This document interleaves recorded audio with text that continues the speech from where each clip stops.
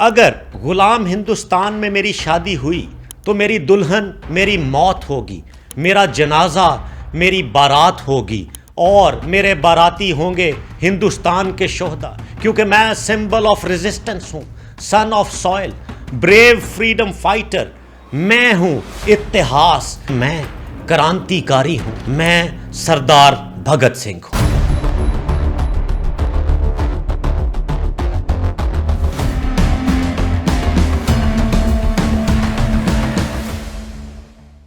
پہلی جنگ عظیم کے بعد انگریز سامراج نے ہندوستان میں جب رولٹ ایکٹ کا نفاذ کیا تو ہندوستانی مزاحمتی ہو گئے، اور اس ایکٹ کے خلاف ہر طرف سراپا احتجاج تھے، اور اس ایکٹ میں وہ یہ چاہتے تھے کہ اس کو فوراً سے ختم کیا جائے۔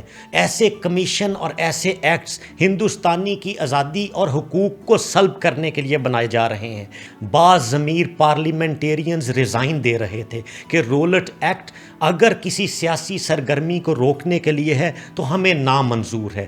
13 اپریل 1919 جب بیساکھی کا دن تھا اور تمام کسان امرتسر بیساکھی کو سیلیبریٹ کرنے کے لیے پہنچا کرتے تھے، اسی دن جلیانوالہ باغ میں ہندوستانیوں کی ایک کثیر تعداد اکٹھی ہوئی کہ ہم اس ایکٹ کے خلاف سراپا احتجاج ہیں، ہم نہیں مانیں گے ایسے کوئی اقدام جو ہماری آزادی کو سلب کریں۔ اور وہاں پہ کیا ہوا؟ جلیانوالہ باغ میں خون کی ہولی کھیلی گئی، جنرل ڈائر درندہ صفت بن گیا اور گولیاں برساتا رہا۔ شیرخوار بچے، عورتیں، جوان، بوڑھے، تمام لوگوں پر، تمام ہندوستانیوں پر گولیوں کا بے دریغ استعمال کیا گیا۔ جلیانوالہ باغ میں ہر طرف لاشیں ہی لاشیں تھیں، خون ہی خون تھا۔ ادھر بھگت سنگھ 11 سالہ بچہ اپنے گاؤں والوں سے پوچھتا ہے کہ بیساکھی کے میلے پہ آپ سب لوگ سوگ میں کیوں ہیں اور ماتم کیوں کر رہے ہیں، کیا ہوا ہے؟ اسے پتا چلا کہ جلیانوالہ باغ میں ایک ایسا انسیڈنٹ ہوا ہے، گورے سامراج نے ہندوستانیوں پر گولیاں برسانے کا انت کر دیا ہے۔ یہ سننا تھا، ننھا بھگتا وہاں سے بھاگا، جلیانوالہ باغ پہنچا۔ ننھے بھگت سنگھ نے جلیانوالہ باغ میں پہنچ کر خون سے رچی مٹی کو اپنے ماتھے پہ لگایا، اور کچھ مٹی جس میں اسے ہندوستانی شہداء کے خون کی خوشبو آ رہی تھی وہ اس نے شیشے کے ایک بوتل میں بھر لی اور اپنے پاس رکھی۔ بہت طویل عرصے تک وہ مٹی اپنے ساتھ رکھتا۔ جنرل ڈائر کی صفاکی کا اندازہ آپ اس واقعے سے لگا لیجئے کہ اس نے کہا کہ کوئی ایک بھی انگلش گولی ضائع نہیں ہوئی، ہم نے تمام گولیاں ہندوستانیوں کے اندر پیوست کر دی ہیں۔ بھگت سنگھ تک یہ باتیں 11 سال کی عمر میں پہنچ رہی تھیں، وہ اپنے اندر مزاحمت کو ملٹیپلائی کرنے لگا۔ اس دن بھگت سنگھ نے یہ طے کر لیا کہ مجھے اس وطن پہ قربان ہونا ہے، اور ناقدین یہ کہتے ہیں کہ وہ ہر وقت بچہ یہی سوچتا رہتا کہ میں کس طرح سے انقلاب لے آؤں، اور اس نے اپنے مزاج کو اسی مزاحمتی اور انقلابی تحریک میں ڈھالنا شروع کر دیا۔ وہ ایسے لٹریچر پڑھنے لگا جس میں آزادی اور انقلاب کا پیغام ہو، وہ ایسے خواب دیکھنے لگا جس میں آزاد ہندوستان اسے نظر آتا تھا۔ وہ اپنے آپ کو تیار کر رہا تھا سامراج کے خلاف، غلامی کے خلاف۔ 1921 میں ہندو مسلم اتحاد ہو رہے تھے کہ سب مل کے آزاد ہندوستان کی تحریک چلائیں گے، ایک دوسرے سے ہاتھ ملا لیا گیا گورے سامراج کے خلاف۔ لیکن ہوا کیا؟ جب یہ تحریک دیہاتوں، قصبوں اور شہروں تک پھیلنے لگی، گاندھی جی سٹیپ بیک کر گئے۔ انہوں نے کسی سے مشورہ نہیں کیا، بس یہ کہا مجھے سوارج کی بو آ رہی ہے، یہ تحریک وائنڈ اپ کرنی ہوگی۔ اس موومنٹ کو کال آف کرنے سے نوجوان دل برداشتہ ہو گئے۔ بھگت سنگھ جو ہزاروں کی تعداد میں تھے اس زمانے میں، دل چھوڑ گئے اور کہنے لگے کہ تحریک کو تو چلنا چاہیے تھا، یہ گاندھی جی نے کیا کیا؟ گاندھی کے اس فیصلے کو بزدلانہ اور منافقانہ قرار دیا جانے لگا، اور سب نوجوان یہ کہنے پہ مجبور ہو گئے کہ ہمیں اس تحریک کو بائے ہک اور بائے کروک چلانا ہوگا، ہم رک نہیں سکتے۔ جب تک یہ امپیریلسٹک پاورز اور کلونیل طاقتیں ہندوستان میں موجود ہیں ہم سکون کی نیند نہیں سو سکتے۔ اگر ہمیں مزاحمت مسلح بھی کرنی پڑی تو ہم اس کے لیے تیار رہیں۔ بھگت سنگھ نے نیشنل کالج لاہور سے انٹر کیا اور وہاں پہ انہیں سکھ دیو ملے۔ ان سب نوجوانوں نے مارچ 1926 میں نوجوان بھارت سبھا بنائی اور خود ہی آپس میں عہدے بانٹے، اور جس زمانے میں نوجوان رومانوی خواب دیکھتے ہیں اس زمانے میں اس عمر کے حصے میں بھگت سنگھ نے آزادی کے خواب دیکھے اور اپنے ٹارگٹس کو سیٹ کیا۔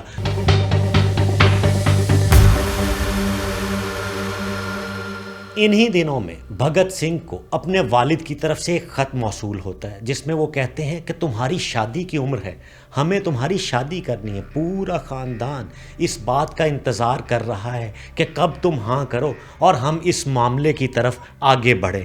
بھگت سنگھ نے بڑا تاریخی جواب دیا۔ انہوں نے اپنے والد کو خط میں لکھا، کیا آپ جانتے ہیں کہ آپ نے میرے مقصد کے مقابلے میں ایک بہت چھوٹی بات کی ہے، شادی میرا مقصد نہیں، آزادی میرا مقصد ہے۔ اس کے بعد والد صاحب نے دوسرا خط لکھا جس میں انہوں نے بھگت سنگھ کو ان کی دادی کا حوالہ دیتے ہوئے کہا کہ وہ کہہ رہی ہیں کہ تم شادی کرو اور ہمیں جلد اس خط کا جواب دینا۔ اس دوسرے خط کے اصرار پر بھگت سنگھ نے پھر جواب دیا کہ اگر غلام ہندوستان میں میری شادی ہوئی تو میری دلہن میری موت ہوگی اور میرا جنازہ میری بارات، اور باراتی ہوں گے ہندوستان کے شہداء۔ اس کے بعد یہ خط پڑھ کر گھر والے بالکل سکون میں چلے گئے۔ انہوں نے کہا اسے مت چھیڑو، یہ کوئی اور نوجوان ہے، یہ شادی کی بجائے آزادی ہی کی بات کر رہا ہے۔ اس کے بعد خط و کتابت اور لکھنے لکھانے کا سلسلہ اب ایک نیا رخ اختیار کر گیا اور بھگت سنگھ کی تحریر سے لیفٹ کی خوشبو آنے لگی، اور اس ٹائم کارل مارکس اور لینن کے نظریات بھگت سنگھ اپلائی کرنا شروع ہو گئے۔ اس کی بات میں کسان اور مزدور کی بات شامل ہو گئی۔ بھگت سنگھ نے مزدور کو حقوق دلانے کا عزم کر لیا۔ بھگت سنگھ نے کسان کے حقوق کا پہرا دینے کا فیصلہ کر لیا۔ اس کے بعد بھگت سنگھ کانپور چلے گئے جہاں ان کی ملاقات ان کے بنگالی انقلابی دوست بٹوکیشور دت سے ہوئی۔ یہ دونوں نوجوان اس زمانے میں سول ڈس اوبیڈینس موومنٹ کے دوران لکھے گئے ترانے گانے لگے۔ 1924 میں کانپور میں کچھ انقلابیوں نے ایک پارٹی ہندوستان ریپبلکن ایسوسی ایشن بنائی۔ 1928 سائمن کمیشن لاہور پہنچ چکا تھا اور اس کے خلاف آوازیں اٹھنا شروع ہو گئی۔ لاہور میں مظاہرے شروع ہو گئے۔ گورے ایس پی جے اسکاٹ نے خود سے لاٹھیاں برسانا شروع کر دی، اور لالا لاجپت رائے جو اس ٹائم کے متحرک کارکن تھے، آزادی کے روح رواں اس کاز کو لے کر آگے بڑھ رہے تھے اور سائمن کمیشن کے خلاف ایک مؤثر آواز تھے، ان پر گورے ایس پی نے خود سے لاٹھیاں برسائیں اور انہیں زخموں سے لہو لہان کر دیا۔ لالا لاجپت رائے زخموں کی تاب نہ لاتے ہوئے دنیا سے کوچ کر گئے اور نوجوانوں میں غم و غصہ بھر گیا کہ یہ کیا ہوا۔ گورے سامراج کا ظلم تمام حدیں پار کر چکا تھا۔ لالا جی کی موت اور ہندوستانیوں کی بے عزتی کا بدلہ لینے کا فیصلہ کیا گیا اور یہ سوچا گیا کہ اب اسکاٹ کو گولی مار دینی چاہیے جس نے لاٹھیوں کے ساتھ ہمارے ساتھیوں کو مارا ہے، اور وہ دنیا سے چلے گئے۔ اس کے بعد بھگت سنگھ کو یہ ذمہ داری سونپی گئی کہ تم اسکاٹ پر گولی چلاؤ گے۔ اس کے بعد ہوا کیا، سانڈرس پہ گولی چل گئی۔ یہ وہ افسر نہیں تھا، غلطی ہو گئی، لیکن اس کو بھی آزادی کی تحریک میں جسٹیفائی ہوتے دیکھا گیا جب پوسٹرز پہ سانڈرس کا نام لکھ دیا گیا اور انقلاب زندہ باد کے نعرے ہوا میں بلند ہونے لگے۔ یہ کہا گیا کہ ہم مانتے ہیں کہ ایک انسان کی زندگی ہمارے ہاتھوں ختم ہو گئی، لیکن وہ غیر منصفانہ نظام کا حصہ تھا۔ یہ وہی لوگ ہیں جو ہمارے ملک پر قابض ہیں، انہیں یہاں سے جانا ہوگا۔ اس واقعے کے کچھ روز کے بعد اسمبلی میں 2 غیر انسانی بلز پیش کیے جانے تھے، جس میں مزدور یونینز پر پابندی کا فیصلہ کیا گیا۔ بھگت سنگھ اور بی کے دت اسمبلی کی گیلری میں پہنچے اور انہوں نے خالی بینچز کے اوپر بم گرائے اور دھماکہ کیا۔ بھگت سنگھ اور اس کے ساتھی نے کہا "It takes an explosion to make the deaf hear"، یعنی بہروں کو سنانے کے لیے دھماکہ ضروری ہے۔ یہ ایک فرانسیسی انقلابی کے الفاظ تھے جو اس وقت بھگت سنگھ نے استعمال کیے، اور انہوں نے یہ بتایا کہ ہم نے کسی انسان کی جان نہیں لی، لیکن ہم اس سسٹم کو نہیں مانتے۔ اس وجہ سے بھگت سنگھ نے اپنے ساتھیوں کے ساتھ گرفتاری دی اور اس دفعہ سسٹم سے ٹکرانے کے لیے لیگل بیٹل کا آغاز کیا گیا، کیونکہ یہی وہ لڑائی تھی جس کے ذریعے بھگت سنگھ جیل کے اندر بھی ہندوستانی قیدیوں کے مسائل کو سمجھ سکتے تھے۔ انہوں نے جیل میں جا کر اندازہ لگایا کہ کس طرح سے ہندوستانی قیدیوں کو ایکسپلائٹ کیا جا رہا ہے، اور بھگت سنگھ نے وہاں پہ اپنے لیے سیاسی قیدی کے حقوق مانگے، جو آپ مختلف بالی ووڈ فلمز میں بھی دیکھ چکے ہیں۔ رنگ دے بسنتی ہو یا لیجنڈ آف بھگت سنگھ، اس میں دکھایا گیا ہے کہ وہ ڈیمانڈ کرتے ہیں کہ ہمیں بطور پولیٹیکل پریزنر ٹریٹ کیا جائے، اور جس سے گورا سامراج انکاری ہو جاتا ہے، اور وہ کہتے ہیں کہ آپ لوگوں کو یہی کھانا کھانا ہوگا، اسی ماحول میں رہنا ہوگا، آپ کو نیوز پیپرز اور بکس نہیں ملیں گی۔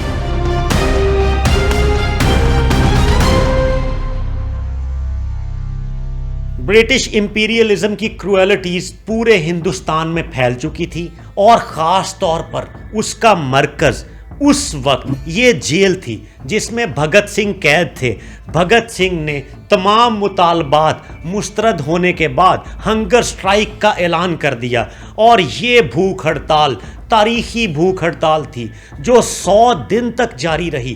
اس سے پہلے دنیا میں اتنی لمبی ہنگر سٹرائک کی کوئی مثال نہیں ملتی۔ بھگت سنگھ کو مارا گیا کہ کھانا کھاؤ، بھگت سنگھ کے ساتھیوں کو پیٹا گیا کہ پانی پیو، لیکن وہ ڈٹ چکے تھے کہ ہماری کاز ہے، اور کاز پہ بطور ہندوستانی ہم کمپرومائز نہیں کریں گے۔ اس کے بعد بھگت سنگھ اور اس کے 2 ساتھیوں سکھ دیو اور راج گرو کو سزائے موت سنا دی گئی۔ اس فیصلے کے بعد بھگت سنگھ کے والد نے وائس رائے سے مرسی اپیل کی کہ ہم رحم کی اپیل کرتے ہیں، بھگت سنگھ کی اور اس کے ساتھیوں کی جان بخش دی جائے۔ جب بھگت سنگھ کو اپنے والد کی اس اپیل کا پتہ چلا تو وہ شدید غصے میں آ گئے، اور انہوں نے کہا کہ میں تو چاہتا ہوں مجھے جلد از جلد پھانسی دی جائے، تاکہ میں انقلاب کا استعارہ بن جاؤں، ایک ایسا سمبل بن جاؤں جو تاریخ میں امر ہو جائے، اور اس سے پہلے کہ یہ پھانسی تاخیر کا شکار ہو اور میں مدھم پڑ جاؤں، مجھے ہر حال میں اس پھانسی گھاٹ پر آزادی کے لیے چڑھنا ہوگا۔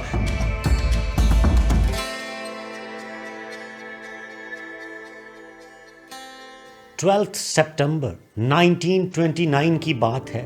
بیرسٹر کرم چند موہن داس گاندھی اور ان کے ساتھی خاموش بیٹھے ہوئے تھے۔ وہ نوجوان انقلابیوں کی مزاحمت کو ماننے کے لیے تیار نہیں تھے۔ وہ یہ جانتے تھے کہ اگر ہم نے ان کا ساتھ دیا تو ہماری نان وائلنس کی تحریک پہ کوئی آنچ نہ آ جائے، جو گاندھی جی پر ایک بڑا ایلیگیشن رہا کہ انہوں نے بھگت سنگھ کو بچانے کے لیے کبھی کوشش نہیں کی، اور ان کے برعکس بیرسٹر محمد علی جناح نے ان کے لیے آواز اٹھائی۔ اور جب اسمبلی میں ہوم منسٹر نے ایک امینڈمنٹ بل ٹیبل کیا جس کے مطابق ملزم کی ایبسنس میں بھی اس کے خلاف ٹرائل چلا کر اس کو سزا دی جا سکتی ہے، اس بل کے ٹیبل ہونے کے بعد پوری اسمبلی میں سکوت مرگ طاری تھا، پن ڈراپ سائلنس تھی۔ کوئی بھی اس کے خلاف آواز نہیں اٹھا رہا تھا کہ یہ ایک نا انصافی ہے۔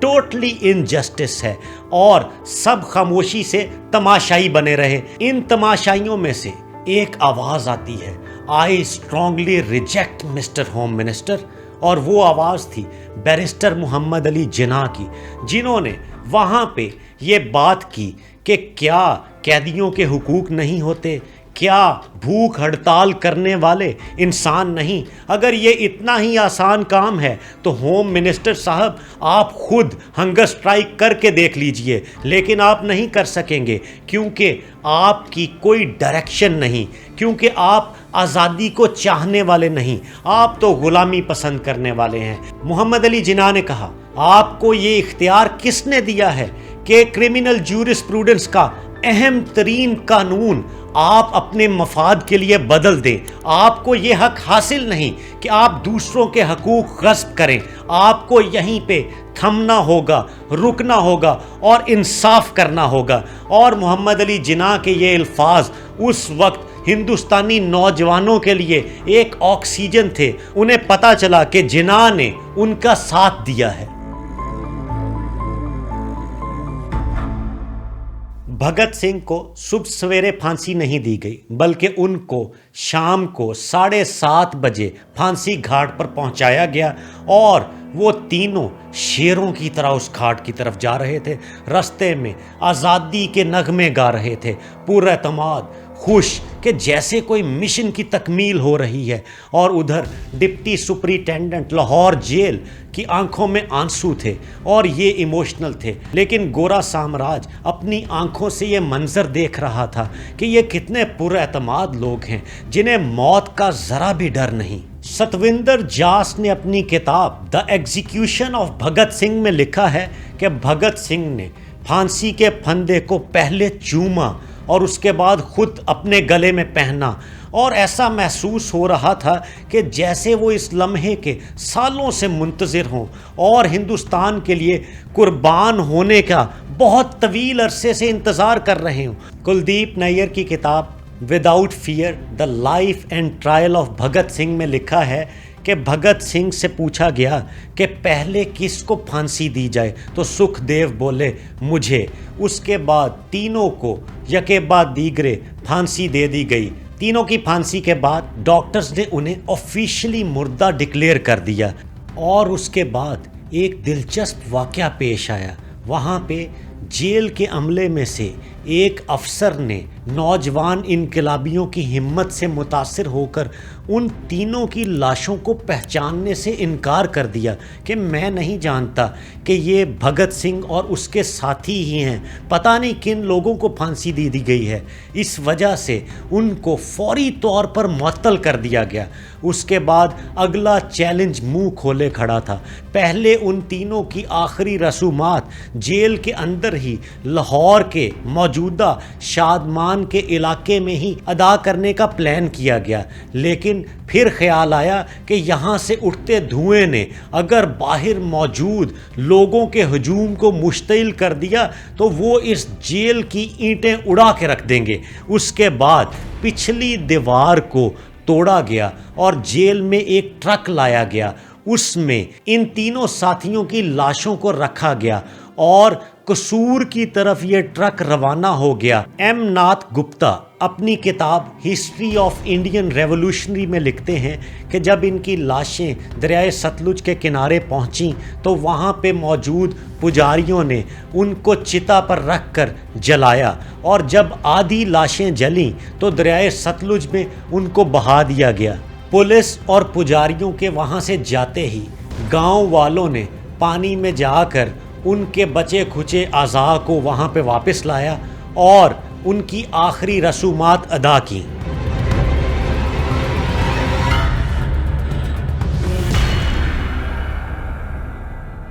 بھگت سنگھ کی پھانسی کی تاریخ 24 مارچ 1931 تھی، لیکن اس بات کا اندازہ لگایا گیا کہ اگر مقررہ وقت پر یہ پھانسی دی گئی تو پورے ہندوستان میں اس کا ریئیکشن آئے گا۔ اس وجہ سے 11 گھنٹے قبل شام 7:30 بجے 23 مارچ کو ہی بھگت سنگھ اور اس کے ساتھیوں کو پھانسی دے دی گئی۔ نیو یارک کے اخبار ڈیلی ورکر نے اس کو برطانوی سامراج کا خونی کھیل قرار دیا، اور اس کے بعد مہاتما گاندھی کو انڈائریکٹلی ان پھانسیوں کا ذمہ دار بھی ٹھہرایا گیا۔ پھانسی کے اگلے روز پورے لاہور میں ہڑتال کی گئی اور ان کی یاد میں تعزیتی جلوس نیلا گنبد سے نکالا گیا۔ 3 کلومیٹر تک طویل جلوس میں ہر طرح کے لوگ شامل تھے، سکھ، مسلم، کرسچنز، ہر کوئی اس میں حصے دار بن چکا تھا اور پروٹیسٹ کر رہا تھا۔ خواتین نے کالی ساڑیاں پہنی ہوئی تھی، مردوں نے اپنے بازوؤں پر کالی پٹیاں باندھی ہوئی تھی۔ اس جلوس میں انقلاب زندہ باد کے نعرے لگ رہے تھے، برطانوی سامراج مرد آباد کے نعرے لگ رہے تھے، اور اس جلوس میں اس کا خاندان بھگت سنگھ اور ان کے ساتھیوں کی آخری نشانیاں لے کر شامل ہوا۔ فیروز پور سے لاہور کے علاقے انارکلی میں پہنچے۔ تقریباً 3 گھنٹے کے بعد پھولوں سے لدے 3 تابوت اس جلوس کا حصہ بنے اور ہر آنکھ اشک بار تھی، لیکن شدید غم و غصے میں نعرے بلند ہو رہے تھے، وہ نعرے جو بھگت سنگھ لگایا کرتے تھے، اور ہر طرف سے آواز آ رہی تھی، سرفروشی کی تمنا اب ہمارے دل میں ہے، دیکھنا ہے زور کتنا بازوئے قاتل میں ہے، وقت آنے دے بتا دیں گے تجھے اے آسماں، ہم ابھی سے کیا بتائیں کیا ہمارے دل میں ہے لیے ہتھیار دشمن طاق میں بیٹھا ادھر، ہم بھی ہیں تیار سینہ لیے اپنا ادھر، خون سے کھیلیں گے ہولی گر وطن مشکل میں ہے، سرفروشی کی تمنا اب ہمارے دل میں ہے۔